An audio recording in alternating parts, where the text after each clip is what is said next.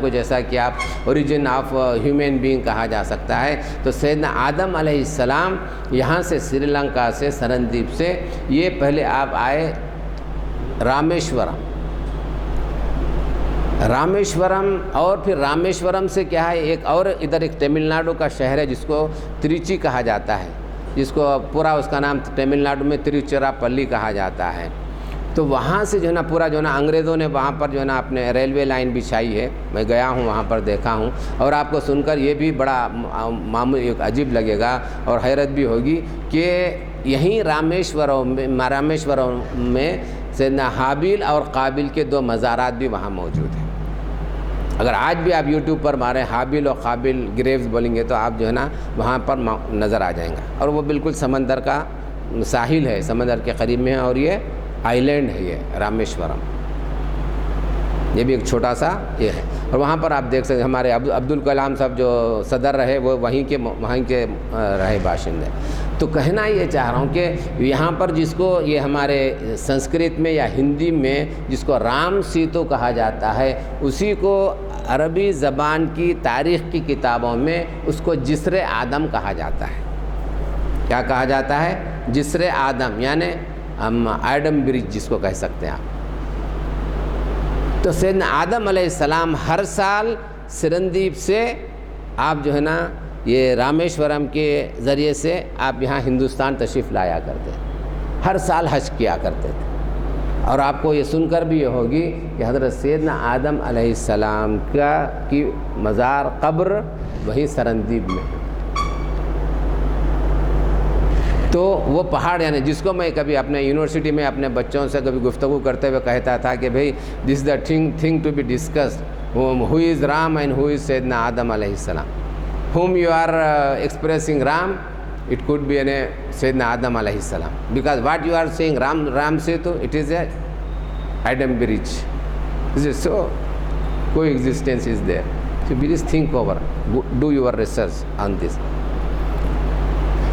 سو یہ سیدنا آدم علیہ السلام کے بارے میں۔ تو سیدنا آدم علیہ السلام، اور بات آپ کو یہ بھی سماعت فرماتے جائے کہ سیدنا آدم علیہ السلام کو جب جنت سے زمین پر آپ تشریف لائے تو آپ کا قد، آپ کا سر مبارک آسمان میں اور پیر زمین میں ہوا کرتے تھے۔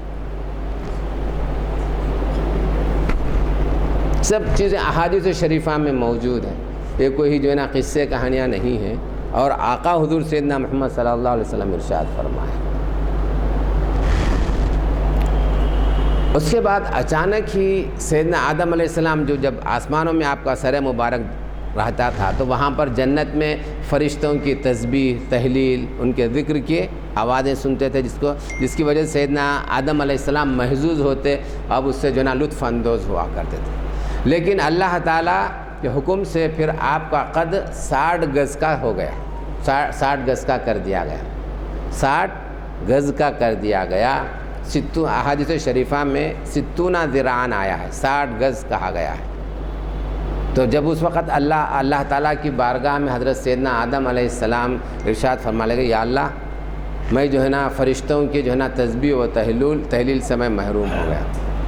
تو اس وقت اللہ تعالیٰ سیدنا آدم علیہ السلام کو حکم فرمایا کہ اے آدم تم مکہ مکرمہ کو جاؤ اور وہاں ہمارا گھر کعبۃ اللہ شریف تعمیر کرو۔ تو حضرت سیدنا آدم علیہ السلام یہاں سے سیدنا جبریل علیہ السلام کی رہنمائی میں آپ مکہ مکرمہ تشریف لاتے ہیں، اور حدیث شریفہ میں یہ بتلایا گیا کہ جہاں جہاں حضرت سیدنا آدم علیہ السلام کا پائے مبارک، قدم مبارک رکھا گیا، جہاں جہاں آپ قدم رنجا ہوئے وہاں وہاں آبادی ہوئی، وہاں وہاں آبادی ہوتی گئی۔ تو سیدنا آدم علیہ السلام جب مکہ شریف تشریف لائے اور کعبۃ اللہ شریف کی جگہ آپ تشریف لائے تو حضرت سیدنا جبریل علیہ السلام کعبۃ اللہ کی حد بندی کی جگہ وہاں پر اپنے پر کو مارا زمین پر۔ جیسے ہی آپ اپنے پر کو زمین پر مارا تو 7ویں زمین کے آخر تک پورا جو ہے نا بنیادیں بن گئی. 7ویں زمین کے آخر تک 7ویں زمین کی تہ نظر آئی اور وہاں جیسے ہی پہنچے اس کے بعد اللہ تعالیٰ کے حکم سے فرشتے 5 پہاڑوں کے پتھرے لا کر کعبۃ اللہ شریف کی بنیاد بھرنے لگے. بتلایا جاتا ہے کہ ہیرا پہاڑ ہے اور وہاں پر زیتا طور زیتا ہے، طور سینا ہے، ہیرا ہے اور جبل لبنان ہے. اس طرح کے 5 پہاڑوں کے پتھروں سے کعبۃ اللہ شریف کی بنیاد رکھی گئی، بنیاد بھری گئی. اور احادیث شریفہ میں بتلایا جاتا ہے کہ ایک پہاڑ کا ایک پتھر کا وزن اتنا تھا. حدیث شریف میں جو الفاظ ہیں کہ 30 آدمی مل کر اس ایک پتھر کو، اس ایک راک کو اٹھا نہیں سکتے تھے. اب ملاحظہ فرمائیے کتنے 7 زمین کے نیچے اب اس کی بنیادیں بھری جا رہی ہیں. تو جب یہ کام ہوا سیدنا آدم علیہ السلام کو، پھر اس سے پہلے بھی تھوڑی سی اور روایتیں ہیں کہ جب آپ پہلے تشریف لائے تو بالکل وحشت محسوس کر رہے تھے، تو اللہ تعالیٰ کے حکم سے جنت سے آپ کے لیے ایک خیمہ بھیجا گیا اور اس کے لیے قندیلیں آئی گئیں. اور سیدنا آدم علیہ السلام جنت میں حجر اسود سے محظوظ ہوا کرتے تھے، اس سے آپ کو لگاؤ تھا اس پتھر سے. حجر اسود یعنی بلیک اسٹون، لیکن وہ پتھر جب تک انسانوں کے پہنچ میں نہیں آیا، انسان اس کو لمس نہیں کیے، وہ پتھر اتنا سفید اور اتنا بھک اور اتنا روشنی والا تھا کہ مشرق و مغرب اس کی روشنی میں دیکھے جا سکتے. تو یہ تینوں چیزیں جنت سے آئیں. ایک تو خیمہ آیا، پھر اس قندیلیں بالکل یاقوت مرجان کی اس میں، پھر یہ حجر اسود اور مقام ابراہیم تو تھا، اس کے بارے میں ذکر نہیں ہے وہاں پر اتنا. تو یہ تینوں چیزیں آئیں. جیسے سیدنا آدم علیہ السلام اس دنیا سے تشریف لے گئے تو وہ جو خیمہ ہے وہ چلا گیا اور اس کے ساتھ وہ لالٹینیں، جس کو روشنی جس کو آپ کہتے ہیں کہ لیمپس کہیں، وہ بھی چلے، لیکن حجر اسود زمین پر باقی رہا. اب آپ فرمائیں گے وہ چیزیں کیوں گئیں؟ احادیث شریفہ میں بتلایا جاتا ہے کہ حدود حرم جب مقرر ہوئے، حرم جس کو کہتے ہیں نا، ایک تو حل ہے، ایک حرم ہے. حرم کا مطلب یہ ہے کہ جس سے کہ آپ یہ بالکل یہ سمجھے فاربیڈن ایریا ریسٹرکٹیڈ ایریا جس کو کہیے حرم. اور حل کا مطلب ہے کہ آپ بغیر احرام کے وہاں رہ سکتے ہیں، جا سکتے ہیں. لیکن جیسے ہی آپ حرم شریف میں آنا چاہیں، حرم کے حدود میں داخل ہونا چاہتے ہیں، تو آپ کے لیے اگر عمرہ کرنا چاہتے ہیں یا حج کر رہے ہیں تو آپ کے لیے احرام پہننا ضروری ہو جاتا ہے. اگر نہیں کرتے ہیں تو پھر اس کی آپ کو جو ہے نا پنشمنٹ ہو جائیں گے آپ. تو کیوں اس طرح سے جو ہے نا، اور جتنے بھی حدود حرم تھے، جتنے بھی اس کے باؤنڈریز تھے، لیمٹس تھے، ان کے تمام اطراف میں فرشتے مقرر کر دیے گئے تھے. فرشتوں کی پیٹھیں ادھر ہل کی طرف ہوتی تھی اور ان کے چہرے کعبۃ اللہ شریف کی طرف ہوا کرتے. کیوں ایسا؟ کیونکہ جس وقت جو بسنے والے تھے روئے زمین پر وہ کون تھے؟ ہم نے ذکر کیا کہ ایک تو جنات تھے اور دوسرے شیاطین تھے. حدیث شریفہ میں ایسی کیوں ایسے کیا وجوہات تھی؟ اس طرح سے کیوں یہ جو ہے نا، یہ آپ کی جو ہے نا یہ سیکیورٹی کا اہتمام کیا گیا؟ کیونکہ اگر کوئی وجود والے کوئی جو ہے نا انسان ہو یا جن ہو، دو مخلوقات جو ہے نا مکلف ہیں، ایک تو جنات ہے، دوسرے انس ہے. انسان کا تو ابھی سیدنا آدم علیہ السلام ہے، اب جن کا دوسروں کا وجود تھا وہ تھا جنات تھے. تو اگر کوئی مخلوق جنت کی کوئی چیز کو بھی اگر روئے زمین پر دیکھ لے تو اس پر جنت واجب ہو جاتی ہے. تو ان کی نظریں ان پر نہ پڑنے کے لیے فرشتے اس طرح سے اپنا پورا چین بنا کر وہاں ٹھہرا کرتے تھے. تو یہ سیدنا آدم علیہ السلام کے بعد کی بات ہے.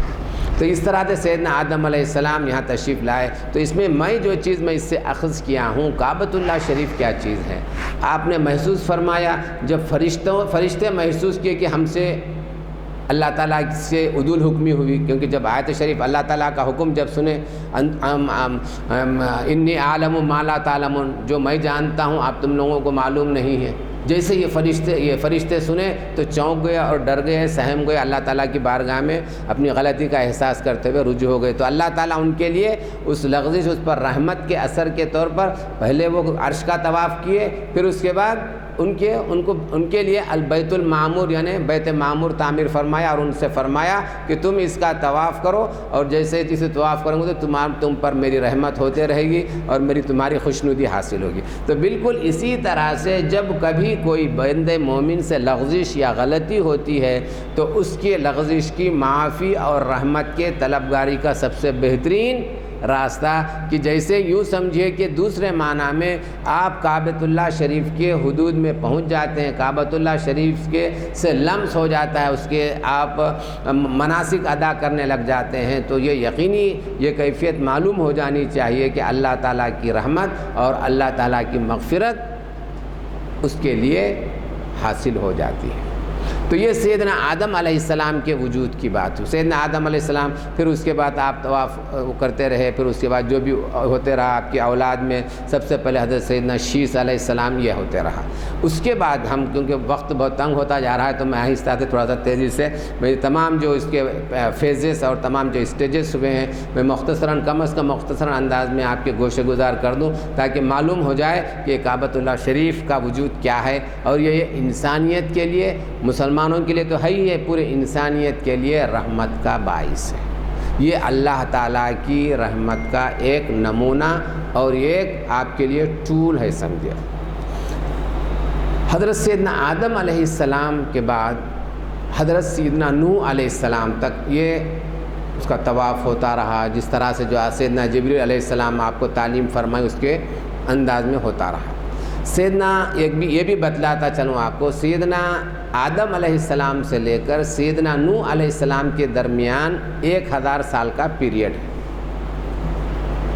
سیدنا آدم علیہ السلام سے لے کر سیدنا نوح علیہ السلام کے درمیان 1000 سال کا ہے. سیدنا نوح علیہ السلام سے لے کر سیدنا ابراہیم علیہ السلام کے درمیان بھی تقریباً ایسے ہی 1000 سال کا وقفہ ہے، 1000 سال کی مدت ہے. حضرت سیدنا ابراہیم علیہ السلام کے بعد سیدنا موسیٰ علیہ السلام کے بعد روایتوں میں 700 آیا ہے، بعد میں 600، بعد میں 1000. تو یہ سیدنا ابراہیم علیہ السلام سے لے کر سیدنا موسیٰ علیہ السلام کے درمیان کا ہے. سیدنا موسیٰ علیہ السلام سے لے کر سیدنا عیسیٰ علیہ السلام کے درمیان کا جو پیریڈ ہے وہ 1700 سال کا ہے. سیدنا آدم علیہ السلام، سیدنا نوح علیہ السلام، سیدنا ابراہیم علیہ السلام، سیدنا موسیٰ علیہ السلام، سیدنا موسیٰ علیہ السلام سے لے کر سیدنا عیسیٰ علیہ السلام، سیدنا عیسیٰ علیہ السلام اور آقا حضور سیدنا محمد صلی اللہ علیہ وسلم کے درمیان 600 سال کا عرصہ ہے. اب اس عرصے میں آپ تمام دیکھ لیجیے. سیدنا نوح علیہ السلام کی حیات میں آپ 950 سال اللہ تعالیٰ کی دین کی تبلیغ فرماتے رہے. جانتے ہیں آپ کو 100 لوگ بھی اسلام قبول نہ کیے ہوں. کتنا عرصہ آپ تبلیغ فرمائیں؟ 950 سال. قرآن مجید کے مطابق 950 سال. اس میں سے کتنے لوگ اسلام قبول کیے؟ 100 لوگ بھی نہیں. وہ کس طرح سے؟ جب آپ کو اللہ رب العزت نے کشتی بنانے کا حکم دیا، جتنے نافرمانوں کو غرق کرنے کا جب ارادہ فرمایا اللہ تعالیٰ ان کو عذاب دینے کا، تو جو کشتی بنانے کا حکم دیا تو جو مرد حضرات تھے ان کی تعداد 80 تھی. ان کے افراد خاندان الگ ہے سمجھو. پھر حیوانات کے جوڑے، وہ اس سے ہم کو کوئی یہاں ذکر کرنے کی ضرورت نہیں. تو صرف کتنے تھے؟ 80. اور آپ کی یہ بات علمی کر کے حضرت سیدنا نوح علیہ السلام 80 لوگوں کو لے کر جو ہے نا کشتی میں سفر کیا، اور کتنے عرصے تک؟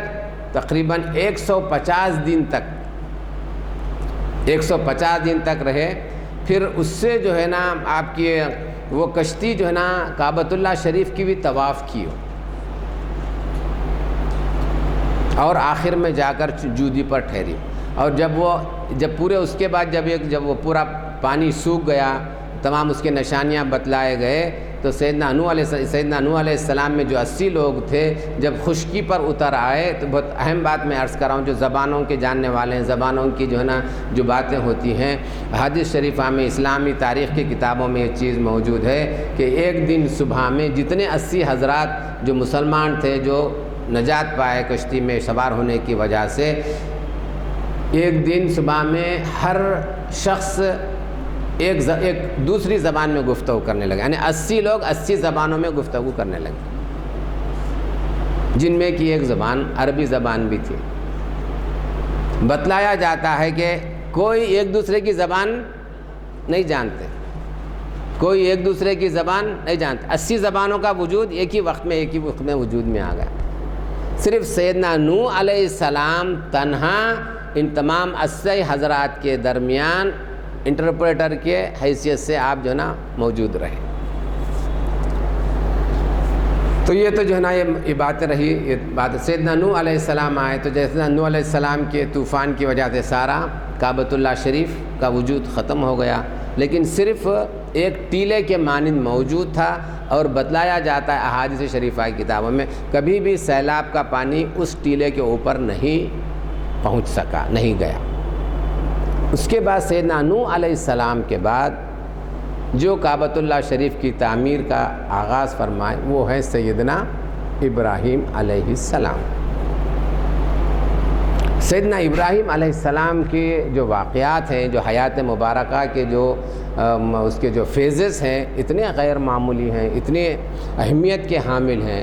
ایک گوشے کو لے کر ہر مسلمان اسلامی جذبے سے اور روحانیت کے روح سے اس کو پڑھنے کی ضرورت.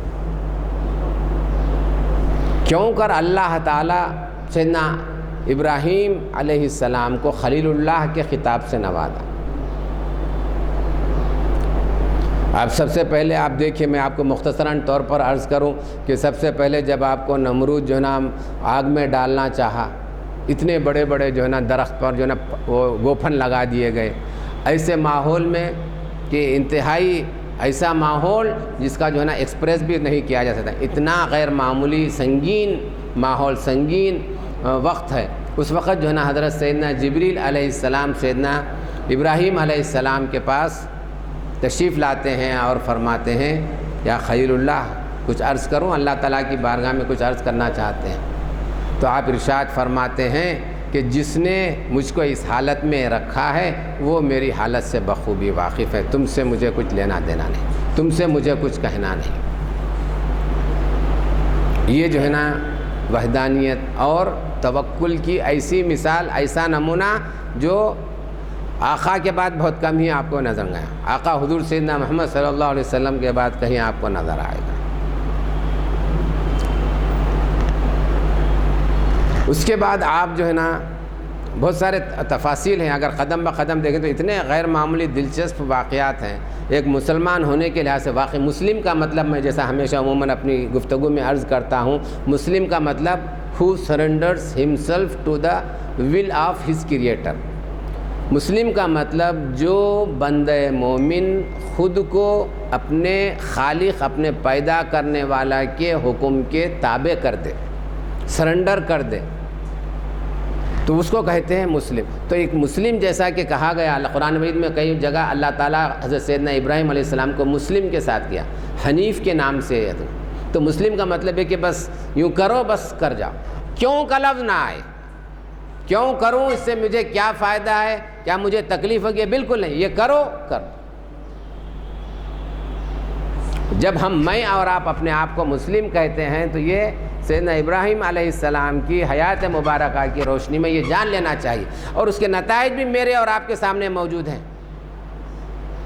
آقا حضور سیدنا محمد صلی اللہ علیہ وسلم کے بعد آپ دیکھیں سیدنا ابراہیم علیہ السلام، آقا حضور سیدنا محمد صلی اللہ علیہ وسلم کا آپ مزاج اور ملاحظہ فرمائیے کہ آپ جو ابو جہل، ابو لہب، عتبہ، شیبہ سب آ کر کہہ رہے ہیں اپنے حضرت سیدنا ابو طالب کی موجودگی میں آپ جو ہے نا یہ دین کی تبلیغ سے بعد آ جائیے. اگر آپ بادشاہ بننے چاہتے ہیں تو ہم آپ کو اپنا بادشاہ بنا لیتے ہیں. اگر آپ جو ہے نا مالدار بننا چاہتے ہیں تو ہم آپ کو دنیا کا سب سے مالدار ترین انسان بنا دیتے ہیں. اگر آپ سوشلسٹ چاہتے ہیں تو ہم سب آپ کو اپنا بڑا بنا لیتے ہیں. تو آقا اس وقت کیا ارشاد فرماتے ہیں؟ تنہا آپ تشریف فرما، تنہا ہے مکہ مکرمہ. ابھی چند مسلمان بھی ابھی جو ہے نا اسلام کے دائرے میں شامل نہیں ہوئے. ایسے وقت ارشاد فرما رہے ہیں کہ اگر تایا جان اگر میرے سیدھے ہاتھ میں سورج اور بائیں ہاتھ میں چاند رکھ دے جائیں تب بھی مجھے اگر اس کام سے باز آنے کے لیے کہا جائے تو میں باز نہیں آ سکتا. اسی طرح سے آپ جو ہے نا طائف کے سفر پر آپ ملاحظہ فرما لیجئے. اسی طرح سے آپ جو ہے نا شعب ابی طالب کا تو واقعہ اتنا غیر معمولی حیات مبارکہ کے ہے کہ آدمی اگر آپ پڑھیں گے تو رونگٹے کھڑے ہو جائیں گے. آپ شاید ہی کوئی جو ہے نا ہستی کو جو ہے نا اتنی سخت تکالیف کا جو ہے نا موقع آیا ہوگا. حضرت سیدتنا فاطمہ رضی اللہ تعالیٰ عنہ ارشاد فرماتی ہیں کہ صبت علیہ مصائب لو صبت علی الایام سرنا لیالیہ، کہ مجھ پر اتنی مصیبتیں آئیں ڈالی گئی کہ اگر وہی مصیبتیں اگر دنوں پر ڈال دی جائیں تو دن رات ہو جاتے. اور آقا ارشاد فرماتے ہیں، بڑے سننے کی اور بہت غور معمولی طور پر سمجھنے اور اس سے جو ہے نا ہم کو ایک عبرت لینے کے موقع ہے کہ آقا ارشاد فرماتے ہیں کہ دنیا میں سب سے زیادہ تکالیف نیکوں کو آتی ہے. نیکوں میں بھی سب سے زیادہ تکالیف اولیاء اللہ کو آتی ہیں. اولیاء اللہ میں بھی سب سے زیادہ تکالیف انبیاء کرام کو آتی ہیں. انبیاء کرام میں بھی سب سے زیادہ تکالیف رسولان کو آتی ہیں. یہ جتنے 1,24,000 پیغمبر ہیں ان میں اولو العزم پیغمبر جو ہے نا جن کو آپ تعداد میں 9 اور 10 کے درمیان انگلیوں پہ آپ شمار کر سکتے ہیں. اولو العزم پیغمبر یعنی مطلب ہے کہ profits of the great position جس کو کہتے ہیں اولو العزم، انتہائی بڑے مضبوط پکے ارادے والے، انتہائی بڑے ارادے والے. تو ان میں تو آقا ارشاد فرماتے ہیں کہ تمام رسولان تمام پیغمبروں میں سب سے زیادہ مصیبتیں مجھ پر آئی ہیں. تو اس کا کیا مطلب ہے کہ آپ کو جتنا زیادہ مقام و مرتبہ درجہ عطا ہونا ہے جنت میں، آپ کو یہ دنیا اس ٹیسٹ کے لیے یہاں بھیجی گئی ہے. سورہ کہف کی آیت شریفہ ہے، اعوذ باللہ من الشیطان الرجیم انا جعلنا ما علی الارض زینۃ لہا لنبلوہم ایہم احسن عملا. یہ ہم دنیا کو اس وقت جو ہے نا یہ بہت ہی زرق برق بنائے ہیں تاکہ ہم دیکھیں کہ یہ دنیا میں سب سے دا بیسٹ ڈیڈ پرسن کون رہا، ایہم احسن عملا، دا بیسٹ ڈیڈ والے، بہترین کام والے کون تھے. یہ ہے ہمارا مقصد، اس کو سمجھنا ہے. تو بزرگوں اور دوستوں، تو یہ حضرت سیدنا ابراہیم علیہ السلام کی کیفیت ہے. آپ جو ہے نا بہت ہی آج میں سمجھتا ہوں کہ ہر مسلمان کو آپ کی حیات مبارکہ کے جیسا کہ آقا کی حضور سیدنا محمد صلی اللہ علیہ وسلم کی حیات مبارکہ کا ایک گوشہ کے مطالعے کی ہم کو ضرورت ہے. ہم کو اپنی زندگیوں کو آقا اور پھر یہ ہماری یہ انبیاء کرام رسولان اعظام کی زندگیوں کی روشنی میں دیکھنے کی ضرورت ہے کہ ہم کہاں ہیں اور وہ کہاں ہیں. یہ نہ سمجھے کہ بھئی ہم تو امت ہیں.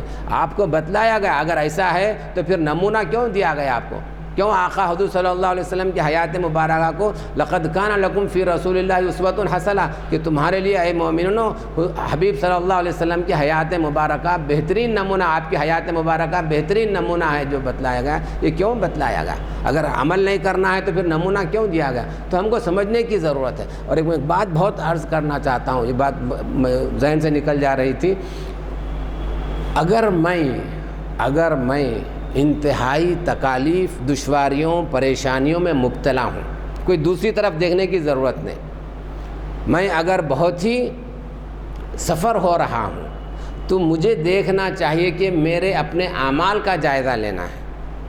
مجھے اپنے اعمال کا جائزہ لینا ہے. اگر میرے اعمال میں کہیں کمی اور جو ہے کہیں خامی رہ گئی ہے، کوئی وہاں پر لیکنگ ہے، تو سمجھ لینا چاہیے کہ میرے اس کام کی وجہ سے وہ ہو رہا ہے اور مجھ کے اپنے آپ کو ریکٹیفائی کر لینا چاہیے، مجھ کو درست کر لینا چاہیے. لیکن تصویر کا دوسرا رخ، اگر یہ دیکھیں کہ بھئی یہ فلاں صاحب بہت ہی نیک ہیں، ہر قسم کی خوبی ان میں موجود ہے، کسی قسم کی کوئی خرابی نہیں ہے، اسلام کی کوئی بد اخلاقی ان میں موجود نہیں ہے، کوئی خامی جس کو کہہ سکتے ہیں کہ ایک اچھے مومن کی جو نشانیاں ہونی چاہیے، جو ایٹریبیوٹس، جو صفات ہونی چاہیے، وہ سب کے سب ان میں موجود ہیں۔ اس کے باوجود بھی اگر ان میں جو ہے نا ٹیسٹ اور ان کے باوجود ان میں تکالیف اور جو ہے نا مسائل سے دو چار ہیں، تو جان لیجئے کہ یہ ساری تکالیف ان کو جو پہنچ رہی ہیں وہ ان کو درجات میں بلند کرنے کے لیے دی جا رہی ہے۔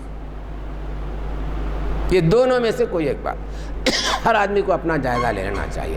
تو بھائیو، بزرگوں اور دوستو، ہم ابھی سیدنا ابراہیم علیہ السلام کی ابھی جو حیات مبارکہ میں آپ نے جو کعبۃ اللہ شریف کی تعمیر کے لیے، اس کو بسانے کے لیے جو وہاں پر جو ہے نا آگاہی کے لیے جو وہاں پر خدمات اپنی زندگی کو وقف کیا، آپ بڑی غیر معمولی چیز ہے۔ سب سے پہلے آپ جو ہے نا دیکھیں گے شام سے آپ جو ہے نا یہاں پر موصل یعنی عراق تشریف لاتے ہیں، پھر وہاں سے آپ جو ہے نا مصر تشریف لے جاتے ہیں، وہاں پر اپنی اہل محترمہ ام المومنین حضرت سیدتنا سارہ رضی اللہ تعالیٰ عنہ علیہ السلام کے وہاں پر تشریف لے جاتی ہیں۔ تو وہاں کا بادشاہ جو ہے نا وہ شرارت کرتا ہے، اور بعد میں بہرحال جو بھی کچھ حالات پھر بہتر ہوتے ہیں، تو وہاں کا بادشاہ حضرت سیدتنا ہاجر، لوگوں میں ہم اردو میں حاجرہ بولتے ہیں، حاجرہ نہیں ہے، عربی نام کیا ہے؟ حاجر، سیدتنا حاجر، ہا الف جیم را، حاجرہ نہیں ہے، وہ حاجر، سیدتنا حاجر۔ حدیث شریفوں میں ایسے ہی ہے اس کا پروننسیشن اور اس کا آپ کی اسکرپٹ۔ سیدتنا حاجر علیہ السلام کو ہدیتاً سیدتنا سارہ کو دیتا ہے، تو پھر سیدتنا سارہ علیہ السلام سیدتنا حاجر کو سیدنا ابراہیم علیہ السلام کی خدمت میں پیش فرما دیتے ہیں۔ پھر آپ وہاں سے لے کر پھر جو ہے نا آپ شام تشریف لے جاتے ہیں، تو وہاں پر سیدتنا حاجر علیہ السلام یہ تمام مراحل کے بعد سیدنا اسماعیل علیہ السلام عطا فرمائے جاتے ہیں، سیدنا اسماعیل علیہ السلام کی پیدائش ہوتی ہے۔ ایسے میں سیدتنا سارہ کو اب مناسب نہیں لگتا، کیونکہ بعد میں سیدنا سارہ علیہ السلام بھی سیدنا اسحاق، پھر سیدنا یعقوب ان کی تمام کی والدہ وہ بنی، لیکن سیدنا اسماعیل علیہ السلام کو پہلے آنے کی وجہ سے وہ آپ کو مزاج اس کو ایڈجسٹ نہیں کر پائیں، تو انہوں نے کہا کہ ان کو یہاں سے دور کرو۔ تو اللہ تعالیٰ کا بھی حکم ہوتا ہے، تو سیدنا ابراہیم علیہ السلام سیدتنا حاجر اور شیر خوار دودھ پینے والے صاحبزادے سیدنا اسماعیل علیہ السلام کو لے کر مکہ مکرمہ تشریف لاتے ہیں۔ براق کی سواری وغیرہ بہت آتی، تو وہاں پر جب تشریف لاتے ہیں تو آپ جانتے ہیں کہ ابھی کعبۃ اللہ شریف میں کوئی آبادی کا تصور ہی نہیں ہے، صرف بیابان ہے، جنگل بیابان، بلکہ ریگستان، زندگی کا کوئی تصور بھی نہیں ہے۔ سیدتنا حاجر علیہ السلام جب آپ